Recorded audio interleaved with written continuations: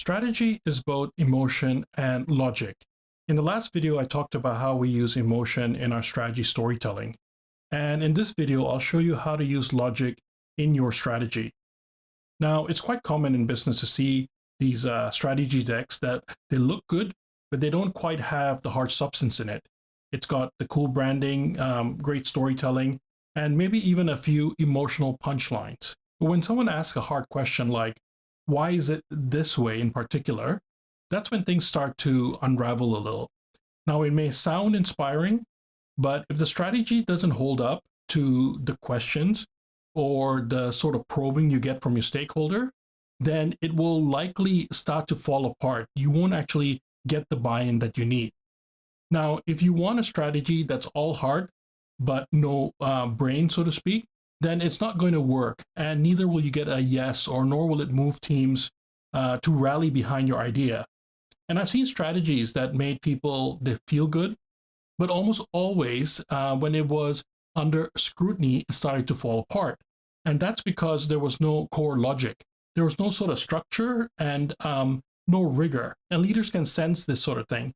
And if they sense that there's fluff, they will sort of pounce on it a bit and pull it apart. Because if there's no logic holding it together, the whole thing will start to fall apart a bit. Now, there's a way we can fix that. So let's talk about it.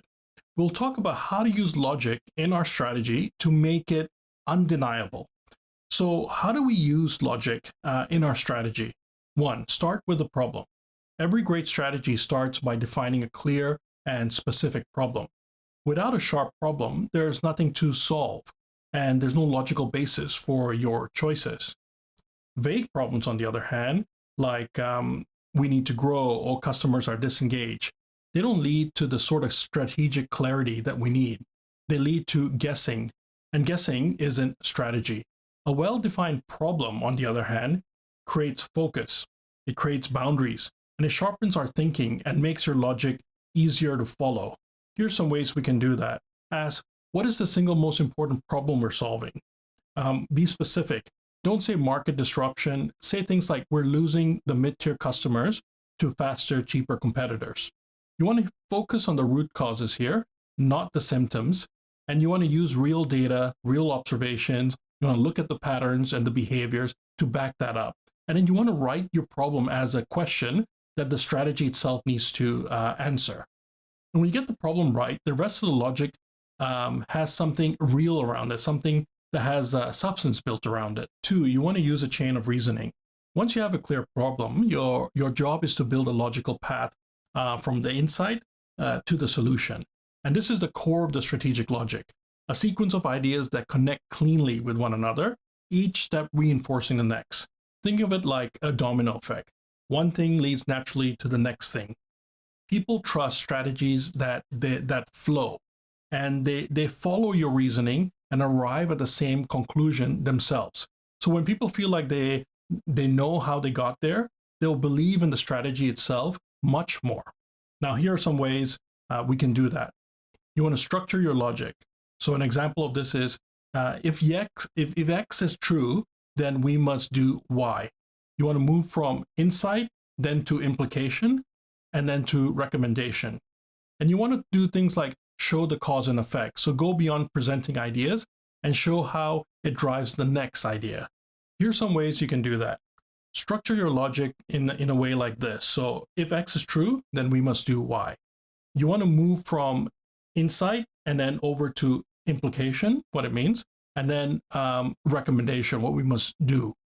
And then you want to show cause and effect. So go beyond presenting ideas. Show how one idea drives the next idea. And you want to avoid sort of jumping over too much. If there's a missing link, you want to explain it very clearly, very explicitly.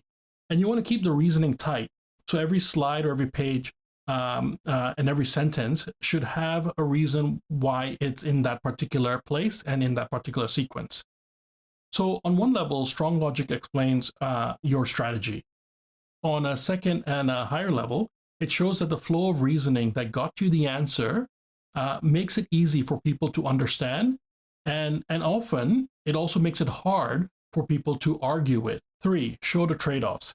Strategy is about choice, and any real choice comes with trade-offs.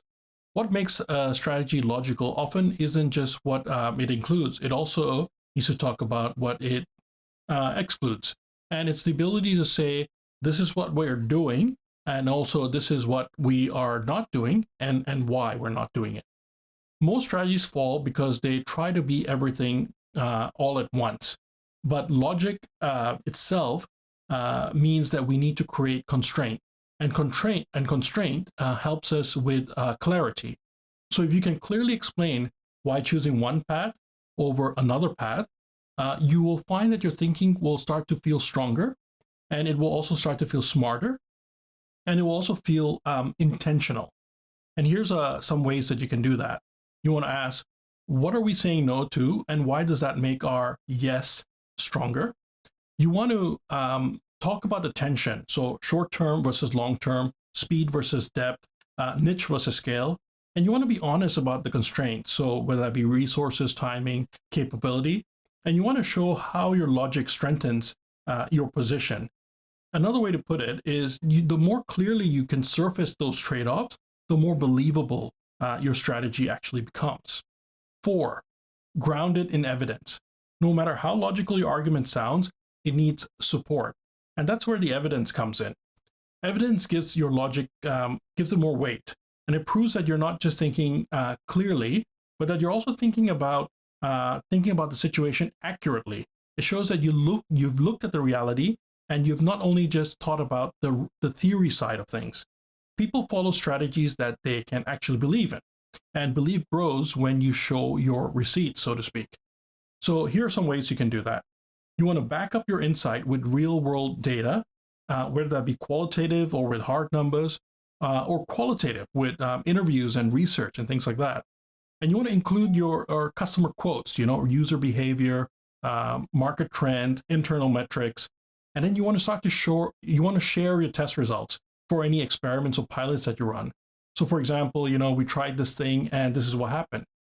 And you want to use analogs. So here's one. Here's another team that solved a similar problem, would be an example of a type of analog.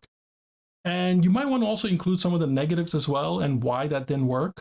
5, pressure test the thinking. The final test of logic is how well it holds up under pressure. Remember that it's not about how smart the strategy is appearing to sound. It's what you're doing with the cascading logic flow that you demonstrate to your audience, and why the answer that you've come up with is the best fit answer.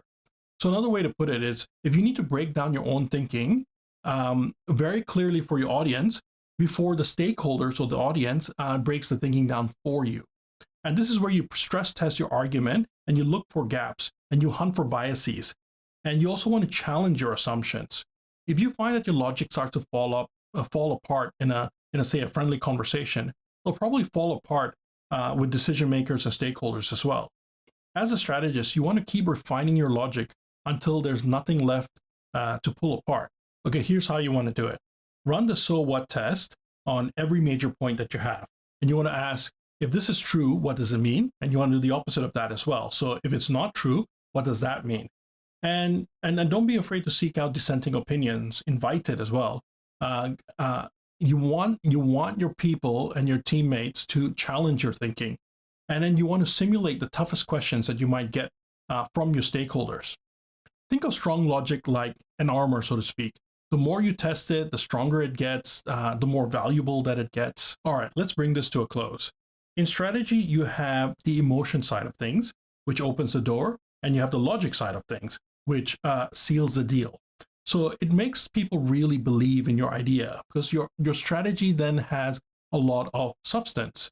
So to build a strategy that makes sense, you want to, 1, start with a clear problem. 2, you want to build a reasoning chain. 3, you want to make deliberate trade-offs. 4, you want to back it with evidence. And 5, you want to test it fully. And if you can do that, you will have a strategy that people will trust. And with that, you can create massive change in your business. Thanks, and see you soon.